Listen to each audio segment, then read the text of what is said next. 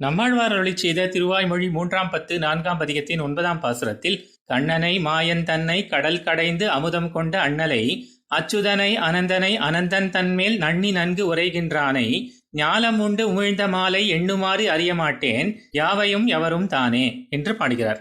எல்லா வகையான அச்சேதனம் மற்றும் சேத்தன பொருள்களும் தானே என்றுள்ளவன் எம்பெருமான்.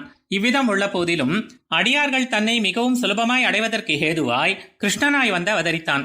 இப்படி ஆச்சரியமான குணங்கள் மற்றும் செயல்களையுடைய அவனை விரும்பாமல் மற்ற பலனை எதிர்பார்த்து வந்த தேவர்களுக்கும் கூட தனது திருமேனி நோகும்படியாக திருப்பார்கடலை கடைந்து அவர்கள் விரும்பிய அமிர்தத்தை எடுத்து தருகின்ற பெருமையை கொண்டவன். இவ்விதம் தன்னையே அண்டியபடி உள்ளவர்களை ஒரு நாளும் கைவிடாமல் காப்பாற்றும் தன்மையை கொண்ட அவன் தன்னுடைய ஸ்வரூபம், ரூபம், குணம், ஐஸ்வர்யம் என அனைத்தாலும் அளவிட இயலாதபடி உள்ளான்.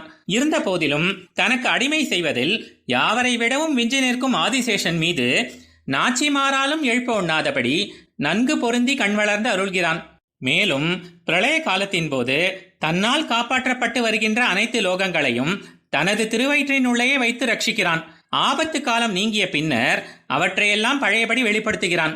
இப்படி பலவிதமாக தன் வாத்சல்யத்தை காட்டும் அந்த திருமாலை இந்த தன்மையை கொண்டவன் என்று நினைத்து கூறும் வகையை நான் அறிய மாட்டேன் என்கிறார் ஆழ்வார். ஆழ்வார் எம்பெருமானார் ஜீயர் திருவடிகளே சரணம்.